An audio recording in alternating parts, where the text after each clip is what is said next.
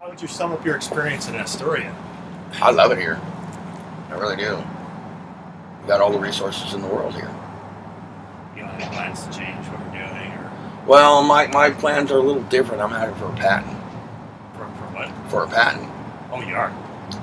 My partners told me to go do 10,000 miles. So we've been out here for 6 years on the streets. We don't have to live out here. But this is what they told us to do, and this is what we're doing. So it's working.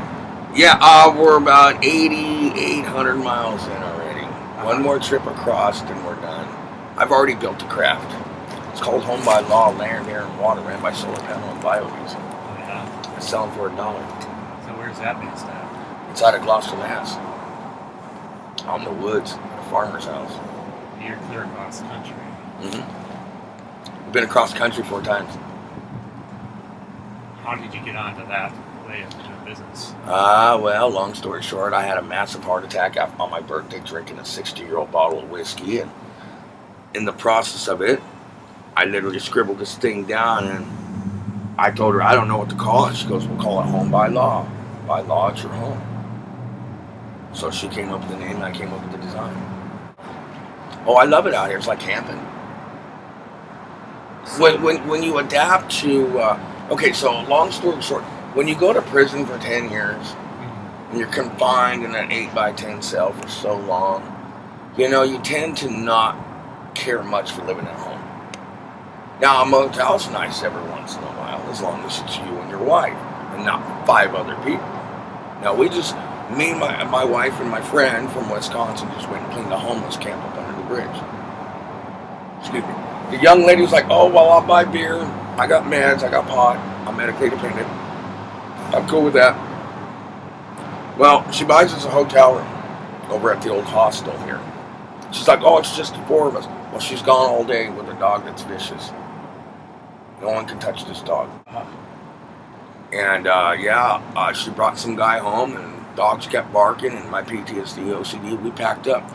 Me and my wife, we went out and slept across the street from the bus depot. So even though I worked for that room. This feels safer. Well, I just didn't want to deal with the drama. I don't like barking dogs. And when you can't get a dog to shut up from barking and they start going, it gets annoying. And I got severe PTSD and OCD. That's why I'm medically dependent other than my cancer. I just can't do the dogs. Well, you get it because you get, I fly a work sign most of the time. Now I'm flying anything else because when I flew a work sign, I was, get a job, you loser, get a job. And it's the same people who tell you the same thing every day.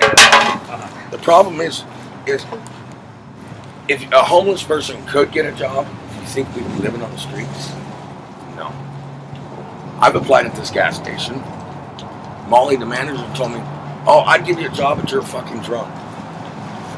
Well, I'm only a drunk because there's nothing to do. What am I supposed to do all day?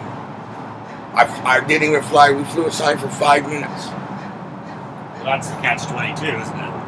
Well, the problem with the catch-22 is that it doesn't matter regardless. I don't even have to sit on a corner to make money. Everyone knows where I live. Everyone knows where I sit. Everyone knows where I hide. And I don't hide nowhere. I hide right here, over there in the stairwell. I'm either on this corner or that corner, and I live on the side of Motel 6. But right now, I'm underneath the red trailer. So are you concerned about camping bans at all? No, because I know all the cops. Is it going to affect you anyway? Or? I don't care. I don't care. Now, to be honest with you, if Astoria can actually get it together, when I say get it together, Springfield just figured it out. They're building pods. When I say pods, they're like taking people's travel trailers that they're donating to the churches, and they're putting families in them on these church properties with electricity. Or if they can't put a trailer there, they'll put a pod, and it's a little bitty hut that you get 2 electrical outlets, and you got to supply your own stuff, but you don't get wet in the winter. Well, it won't go away because half the people in the state. Helping Hands just opened. Well, Helping Hands just opened too today. And they're only for families. Yep. Every Helping Hands we've ever ran across, they don't care about single people. They don't care if you're married. If you're married, they still separate you. And they really don't care anyways unless you have children. And I know the owner of Helping Hands. He used to own Thugs for Drugs. He's the same owner. He kicked me off his porch. It was a night that was clear, and we couldn't camp down there because I was having a problem with that other guy. So we slept on the porch. Well, you guys can't sleep here no more. It's private property. While you're helping hands. So you're going to kick me off the porch because I needed a place to sleep for the night because you're helping hands? You're not even open yet. You see what I'm saying? It's family. Every helping hands, every helping hands we've ever seen, all they care about is helping single women with children that live in their car. Why is that? Because the single women that live in their car struggle more than a single man raising 2 children, apparently, I guess. Because a woman's not able to work, but a man is, and that's how they see it. Isn't that kind of like a concept? Well, they're being choosy. They're picking and choosing who they choose to help. Be more like prejudice. If it's helping hands, they help everyone, not just single parents with children. If you went in there, you notice they're all single bed bunk beds in there. Yeah. Next to another one that's... How are you going to put a family on bunk beds? That don't make no sense. And that's let's see here. That was a 6-apartment building. So why not make studios for families to live in and leave the extra beds for married people and non-married people to sleep on? We've been to Brookings. They had helping hands. They wouldn't help us either. We've been to Florence. They got helping hands. We went in there for a hotel voucher. And they basically told us they wouldn't help us because we had a roof over our head because we lived in our car. You're only homeless if you live under the stars. If you live under the tarp, you have a structure. So you're no longer homeless. I'm being honest with you. We've gone through this. I've gone through this concept and argued with these people over and over and over and over. We're homeless now. We have nothing. We live underneath the truck trailer. Yeah. A trailer. I live underneath that red trailer by the red building over there. There's a red trailer over there. The owner doesn't know that I'm under it, but the salesman, he says, as long as my boss don't know, I don't think he'll care. And the only As long reason, as you clean up your mess. and the only reason he doesn't want it's under there because it's a 1959, 1961 trailer, and it's been sitting there for 40 years, and it's literally sunk into the ground this bad. So if it falls, we're at the back axle, so it won't crush us, because we're in the back. We're not in the front. No, I got another 1,200. We're at 88 and some change, so about another 1,200 miles. So that's like a... From here to Kansas, I'll buy a car and we'll drive the rest. When's that going to happen? Next summer. I'm filing Social Security here. So you get general assistance until you get it? Food stamps? Yeah, we get food stamps. We donate to the feeding the empty bellies people's part. We donate our $100 our own money every month because they give us so much.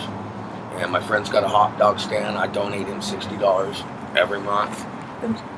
And what I do is every first of the month, I'll go down to Safeway. I'll either buy pork loins or sirloins, and I'll go cook them back there by the red building. And everyone that walks by with a backpack or anyone that walks by me, I feed everyone. And I do it only because God tells me it's not my money, it's His. But yeah, I mean, I just do it because some people, they need to eat. And a hot meal is the best thing in the world. I don't have that. Especially when it's cooked and it's right there on the stove. Well, it helps keep your morale up for another day. You know, I cook all that food. I maybe eat a half of it. My wife eats a half, and I buy 8 to 10 steaks or pork loins.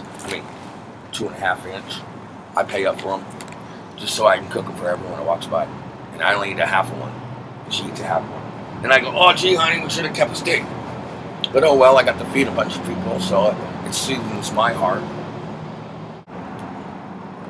Go with the pods, the homeless pods, because then it gives someone some structure instead of having to worry about where they're going to camp, or if they're going to get a legal camping ticket, or take some of these woods out here that we have. We own all these woods out here. I was going to do it in Marcola. What I wanted to do was, we had a friend, before he passed away, we were going to ask him for like 10 acres of land. And I was going to go put big dog kennels out there, cages, and let people put their tent there so they can lock their stuff up in the kennel, right? Well, he ended up passing away. That never happened, but morality behind it was to give them a trade in the process of them getting free rent. So you take a crew out and you go cut wood for a local, split some wood for a local. Okay, whatever few dollars you make, you take that and you take it back and you give it out in between paying for your rent and whatnot. You go work for free. You go clean weeds or clean leaves up for the winter. Take a crew out, go clean someone's yard up. They pay you a little bit of money, you take that back, and I mean, well, yeah, the problem with it is you have to find some land, someone that's got land that's willing to give up some land for people to go out there and cut the trees down. They get the wood, just cut the trees down to an acre of land, cut all the trees down for the owner, let a bunch of people live out there, put a dumpster out there, like 5 porta potties. It's got to be private. Well, yeah, it has to be someone's personal land. Well, I mean, look at Washington. Washington's got nothing but wood line all the way down. I mean, we couldn't work something with Washington to make a homeless camp over there. I mean, some of that might be like cabin hand or one of those. See, the problem with the I found out with making homeless camps is, now I built a tent city in Florence for a pastor, Pastor Greg Wood. The problem is he let one tweaker back there. Within 5 days, I had 20 tweakers back there. When I say tweakers, meth addicts. They were rummaging, they were stealing my stuff, they were stealing each other's stuff, and I don't know how else to explain it. I used to have to lock my tent or leave my wife at home just to go make a couple bucks so we can survive.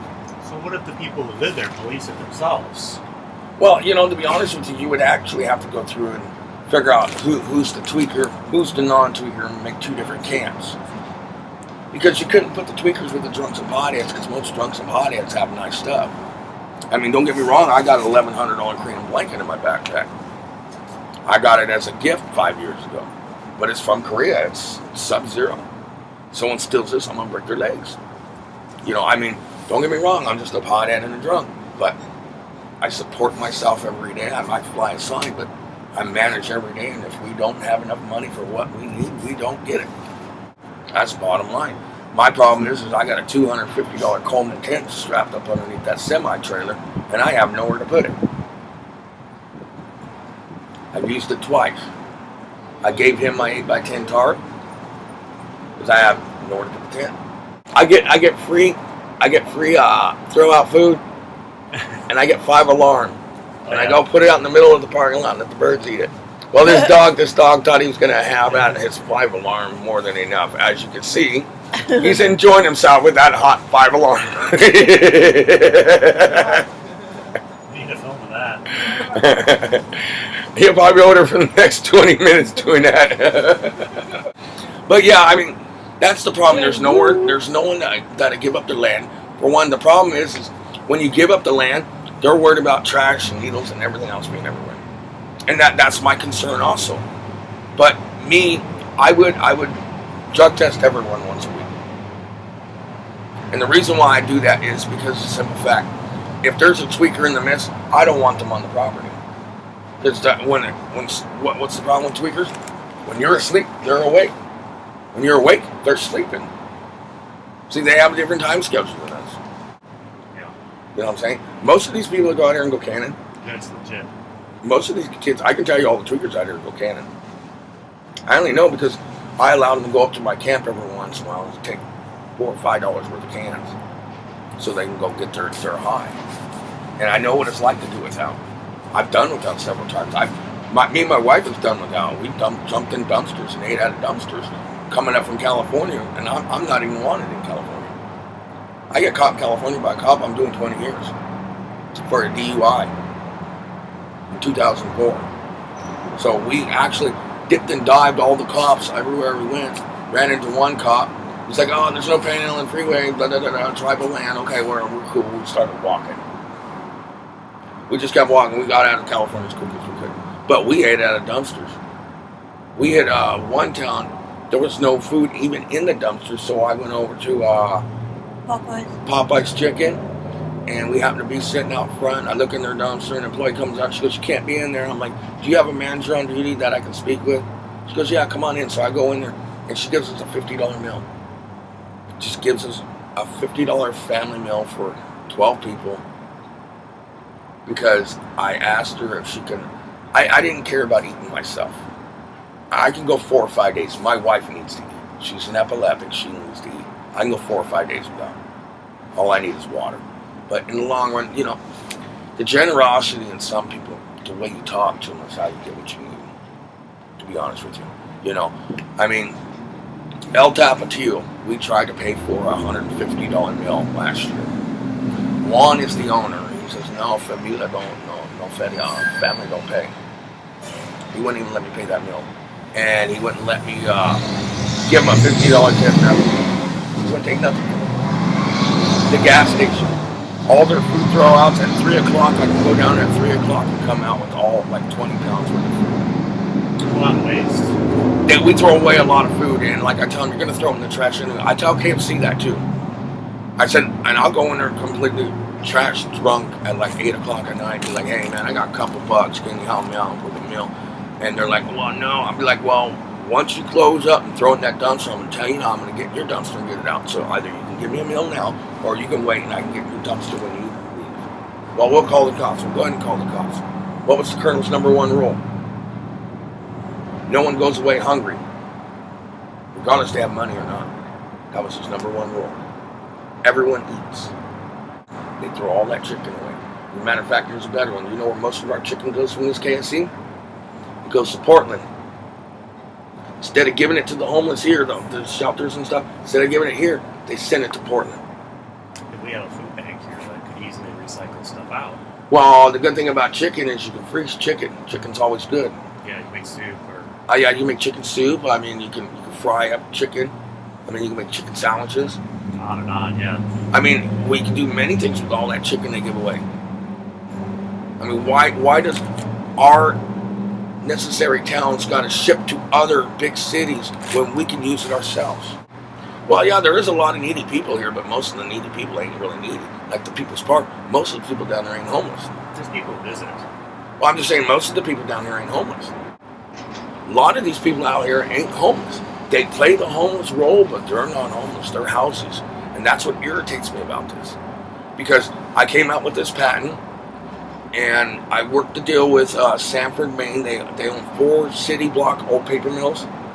I worked the deal with them when I do my 10,000 miles. We're going to turn that whole thing into an apartment complex. The old buildings, the old paper mill buildings. That way I can give everyone free 6 months rent. I'm going to pay them. But shame on me once, shame on you twice. There is no third. You're fired. I catch you on dope, you're done. That's bottom line. I don't want no dope. I don't want no dope fiends. You smoke pot, you can drink, I don't care. Just don't come to work. Messed up.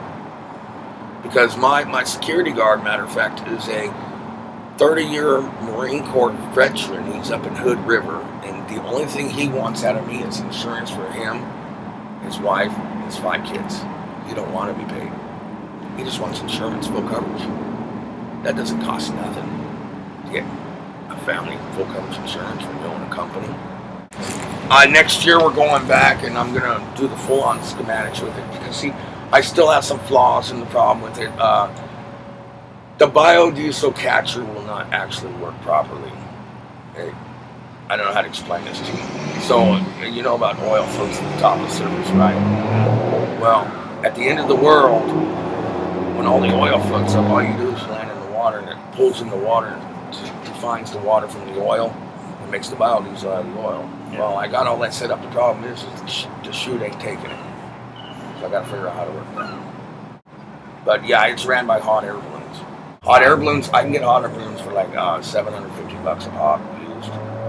And then they just got to rip in them or something. So we just got to find a good seamstress to seam them up. So where's your funding?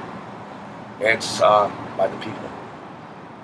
My funding living out here is by whoever's out here. My funding for this craft is already made. 5 partners already told me. You got the funding, go do 10,000 miles.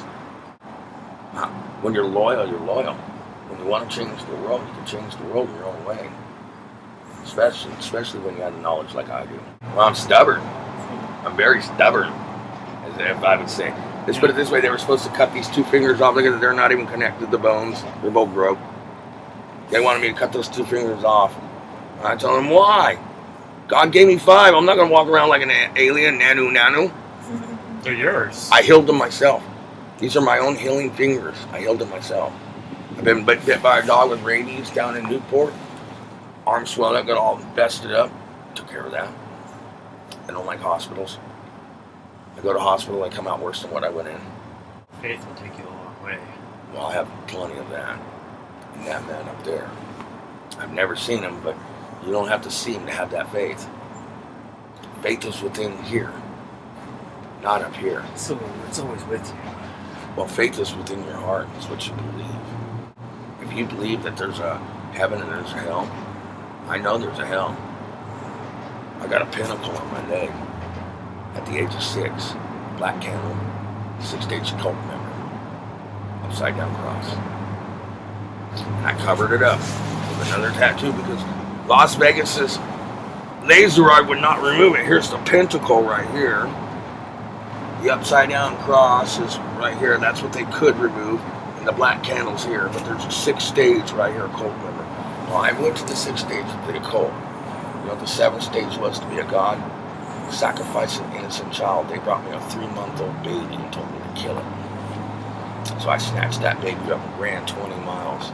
Took a baby to the hospital, pushed the button at the hospital, and then ran another 20 miles and left. Never went back. And then I found my faith in God. I was more or less, I argued with him and argued with my wife will tell you, I argued with him in Brookings. I had $20 on me and this lady was in distress and I had a whole bunch of food and I already had some beer and, you know, I went in there to go get some free food and he's like, I argued on the corner for like 20 minutes with him. I'm like, no, I'm not going to give her my money. No, that's the bottom line. Nope, it ain't going to work. Well, you're going to give her your food too. No. So I finally, after 20 minutes of people driving by looking at me, I finally gave in to him. I went over, I gave her my food and gave her the rest of my money. So she could get out of it. But she still had to wait anyways because the ex-boyfriend ran off with the keys and he went to jail. I don't know who my dad is.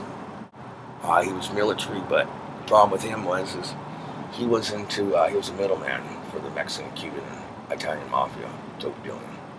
So I'm a meth baby born $5,000 in. So I literally have 2 birthdays here, 2 days of birth, two years difference.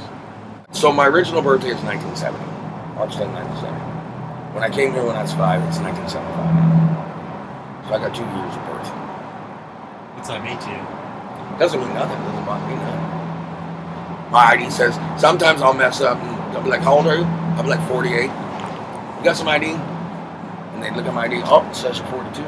Well, the ID is the ID. My name is still the same, social security card is still the same. The only problem is when I moved here to Oregon, there's 9 other people, 1 digit off my social security card number with the same name. So when the cops stop me, if they don't know me, I got to give them the last 4 of my social security card number so they know who I am. I learned it out here. Like I said, I went to prison at a young age, 15. I did 10 years in prison. Come out at 26. I did not know how to live in a house. I turned to, before I went to prison, I turned to some old school people that lived in huts. They taught me how to cook, how to live, how to survive, how to make houses and huts. My wife will tell you, I can survive in anywhere I go, whether I have a tent or not. If I have a tarp, I can make a hut. So to be out here, you know, like I said, you got to be strong-willed and very loving in your heart to actually make it to live out here. Because it's hard out here. It really is. It takes a toll. Like, I'm almost fully gray. It takes a toll on people. But I mean, if they gave jobs to every homeless person, we wouldn't have this problem. Well, I got a purpose. I want off the streets, but I don't want to live in a house. Yeah. I wouldn't mind a van, living in a van. That's your choice, your lifestyle. Well, yeah, and that's because I don't like indoors. I don't like to have to be stable in one spot. I want to be able to move. You know, I had an apartment before I came out here. I gave my apartment up to come out here, and I could afford it too. I didn't have to come out here. I had enough money to survive on my unemployment to live in that apartment for 3 years. But I chose to come out here because why be confined when you can travel, explore the world? Not a lot of people can say they got to travel. I mean, I've been to Hawaii. How many homeless people are? I don't consider myself homeless. I'm landless. I have a tent. I'm fully geared up. I just don't have no land to put my house. And when cops call me transient, and they call me homeless, I tell them I'm not homeless. I'm landless. You give me a piece of land, I'll take care of that. That's the theory and the difference in between me and most people. Is I've learned not to be called a transient or homeless because I'm not a homeless person or I'm not a transient. Transient sleep wherever they want. No coverage, no blankets, nothing. A homeless person sleeps out, falls out wherever they want. A landless person is fully geared up, just don't have the land. There's a difference. Now, I learned out after a while of being out here, you know, you've got to be strong-willed to live out here. All the stress, all the crap from every other homeless person, you know, I mean, it's unbelievable. Here's one for you. I don't have to be out here, to be honest with you. I could just show you this right now. I don't have to live out here. Go on and hold that. That's the Lewis and Clark 1801 medallion that was stolen from Yellow Creek, the tribe. It's worth $37,600. There's one online for the same amount. Wow. So I don't have to live out here, and it's pure silver. I don't have to live out here. So it really is a choice. I mean, I was offered an $85,000 motorhome for this medallion right here. It's not a coin, it's a medallion. They were supposed to be given to the chiefs on the Lewis and Clark Trail on their voyage. It was stolen. They came back on their voyage in 1823. In 1843, this medallion came up missing. A deckhand stole it from the museum, from the Lewis and Clark Museum in Colorado. That's why it says USAD, United States of America, Denver. Because Denver is one of our minting states back then, along with Pennsylvania and Delaware. Okay, so we did the history on it, and we looked and looked and looked and looked and looked, and then finally, blam, there it is. $37,600 with that medallion's worth. Just alone the history of having an 1801 Thomas Jefferson medallion. Yeah. That's a peace treaty for the native people. It says it on the back. You should see the blue or red coat shaking hands with tribal. It says peace and friendship, the hatchet and the peace Bible. Money's not an object to me, though. Believe it or not, money's not an object. I'll give that up for a $500 minivan if it's got good tags and it drives. Because money's not an object. I only care about it because of the history behind it. The deckhand that stole the medallion died and left it in his will to Jake at Cannery Pier Hotel here. Oh, yeah? Jake passed away 2 months ago. Yeah. He left it to Spencer. Spencer's been a cab driver for Jake for 45 years. He left the medallion to him. The day he got the medallion, 20 minutes after he got it, he came over and he brought it to me. He goes, I think you deserve this better than me. Because you're native and, well, I'm what they consider an Apache prince. My mom's a shaman and medicine woman, so I'm a prince to my tribe, but I'm not allowed on my tribe. I'm not allowed on the reservation, let alone any other reservation in this country. Nope, because I can't have children. My mom made the rule, is when she became shaman and medicine woman, that if you can have children and repopulate the tribe, she has no problem giving you your money. Me, I get about almost $12,000 a month. I don't have no children, biologically, because I'm a meth baby born. But I got 4 adopted children, 26 grandkids. Something like that. 27 grandkids and 1 great grandchild. So you're not missing out. Oh no, I'm not. I mean, I'm not hating life. I mean, I went to prison at 15. I had 197 felonies in California at 15. It's quite a record. I beat the strike law, which they didn't have a strike law then. I'm the reason why the strike law came out in California. When you get 197 felonies, I got 47 counts of fraud, 47 counts of forgery, and 105 counts of commercial burglary. I beat the strike law. I'm illiterate. I can't read, but I'm a mathematical genius. I got the codes for Visa and MasterCard still up here, but I can never go back to that lifestyle because the feds already know how I do it. And if I tell anyone else how to do it, they're going to come look for me. I got a good education out of prison. Yeah. I got a high school diploma. I got a GED. I'm a certified car mechanic, AC certified mechanic. So what if you could be using those skills? I don't want to be a mechanic no more. I'm tired of breaking knuckles. I got small hands, and I don't like breaking my knuckles no more. There's good tools these days. No. When I say breaking my hands shattered. So that's work related? Work related and head related. When you disrespect my wife 3 times, you get taught. I black out. I don't need to be drunk, but you disrespect my wife one kid did. His name was Smurf in Springfield, and he kept saying, "Hey lady, shut up! Hey lady, shut up!" And after the third time, I didn't even think about it. I snapped, jumped on him, put his head on a brick or a big boulder, and just started slugging him. My wife had to pull me off in the blackout. The problem with me when I black out, I have no control over it. When I have no control over it, right after she pulled me off, I went for the machete and chased him up the hillside. He called the police. The police came down. The police told me I had to leave under the bridge for a while, so I go to my uncle's house. My uncle says, "Oh, well, you can't stay here unless you show me your marriage license with your wife." But he wasn't married either. He lived with his girlfriend. But you guys are married. We are married. We have two different last names because we kept it that way for one reason. Because if we change her driver's license over to my last name, it's going to cost another $40 to change it. So it's either just leave her under her ex-husband's name than it is to switch it to mine right now. Because right now we don't have the $85 for the funding to switch this. Well, I got to use the phone because I got an appointment for Social Security. I have to do all this myself, and I live out here, and I'm fighting, suffering all this, and still have to come up with the money for this and that. But you're going to get your disability award. I don't know yet. I'm in Tier 2 now. And the only reason I'm in Tier 2 is because a lady last year tried to tell me she wouldn't file my claim because I make $26,300 a year flying a sign. How do they count that? Because she overheard a conversation that I was telling someone that I make $150 a day. Yeah, so they calculated it out for She calculated it out on her own. So basically, I could have got her fired instead of me having her fired because I'm kind-hearted and soft-hearted and I'm a loving person, you know. I told them, don't fire her. I'm not going to file a claim against her and let her do it again. And if they want to pursue charges on it, that's so, yeah. I fly a sign. I barely make anything. Yeah. You know, I mean, like I said, I bought a beer this morning. I came down here, sat. Some lady walked up, some old lady. She says, "I found out I had an extra 20 in my wallet. Here you go." And she gave us a $20 bill. And like I said, I was just sitting down here drinking me a beer and getting rid of my shakes in the morning. She didn't care that I had a beer. They all know we drink out here. They all know we smoke pot out here. Well, that back pay, you know what I'm going to do with that money? If I don't have a vehicle yet, I'm going to go buy a vehicle, and I'm going to give all the rest of the money. Half of it's going to go to the animal shelter, and the other half's going to be split up in between the man and the shelter. I don't want that money. I just need enough to make it to where I need to go. Like I say, I'm not a greedy man. I tend to try and help everyone out.